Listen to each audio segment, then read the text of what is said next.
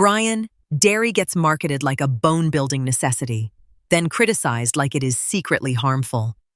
If someone is staring at milk, yogurt, cheese, and oat milk, what is the cleanest first question? Is dairy good, or which dairy product fits the job? Exactly. Dairy is a nutrient package, but the package changes.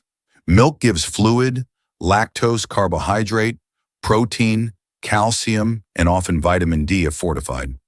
Yogurt can add live cultures and thicker protein density. Cheese concentrates protein and calcium, but also concentrates sodium and calories. So the useful question is, what nutrient gap are you trying to close, and what else comes along for the ride? Physiologically, the protein is digested into amino acids for muscle repair, enzymes, immune proteins, and satiety signals. Calcium dissolves, is absorbed in the intestine, and is regulated by vitamin D, parathyroid hormone, kidney handling, and bone remodeling. That does not mean more dairy automatically equals stronger bones. It means dairy can be a convenient delivery system when total protein, calcium, and vitamin D are otherwise low. So who is the obvious best fit person? Is it kids, older adults, athletes, people who skip breakfast, or anyone whose diet is low in calcium-rich foods? Those are the right groups to think about, but not as a blanket prescription. A child who needs calcium-rich foods, an older adult struggling to get enough protein, or someone using plain yogurt instead of a pastry may gain something practical. In a 2026 randomized trial of time-restricted eating, people ate fewer meals and reduced energy and saturated fat, but also reduced potassium intake, which reminds us that cutting foods can accidentally cut useful nutrients too. Yogurt sounds healthier than milk in a lot of conversations. Is that because fermentation itself changes the food? Or because plain yogurt is often replacing dessert-like snacks? Both. Fermentation means microbes have already metabolized some milk sugars and changed texture, acidity, and flavor. That can make plain yogurt easier to tolerate for some people and more filling per spoonful, but the evidence does not let us treat every probiotic label like a clinical treatment. Strain, dose, survival through storage, and the actual product matter. When the carton says low-fat, high-protein, natural, or lightly sweetened, what should people actually check on the nutrition facts label before trusting the front of the package? Start with serving size because a small-looking cheese portion can be dense. Then compare added sugars in yogurt drinks, sodium in cheese, and saturated fat in full-fat products. The cardiometabolic question is not just dairy fat in isolation. It is what replaces it. Full-fat yogurt replacing candy is different from full-fat cheese added on top of an already high-sodium, high-calorie diet.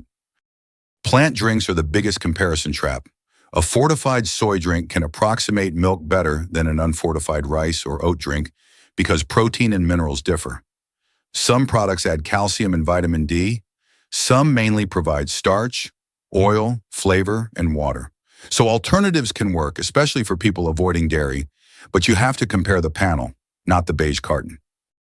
What about products that go beyond milk replacement and add things like plant sterols for cholesterol? Is that a dairy benefit or a fortified food benefit? That is a fortified food benefit. An umbrella review found plant sterols and stenols reduce LDL cholesterol with reductions of at least about 0.2 mmol/L, appearing at doses as low as 0.5 to 1 gram per day. Those effects were studied across matrices, including in rich foods. But that does not make a sugary dairy dessert a heart food. It means the active ingredient has a measurable lipid effect. Let's draw the line carefully. If someone says dairy upsets their stomach, when is it reasonable to try lactose-free milk or yogurt? And when is this not a do-it-yourself experiment? If the issue is gas, bloating, or diarrhea after regular milk, lactose-free milk, smaller portions, or fermented yogurt may help because lactose exposure is lower. But hives, wheezing, vomiting, swelling, or a history of milk allergy is different. That is an immune reaction and needs medical guidance. People with kidney disease may also have phosphorus, potassium, protein, or fluid limits, so dairy choices should be clinician-guided. There is also a reason I would not oversell dairy as universally protective. A 20 to 26 dose-response meta-analysis of prospective cohorts reported higher Parkinson's disease risk with higher dairy, low-fat dairy, milk, and cheese intakes. Highest versus lowest intake showed about 26% higher risk for dairy and 23% for milk. That is observational evidence, not proof of causation, but it argues against turning dairy into a more is better slogan. One more boundary.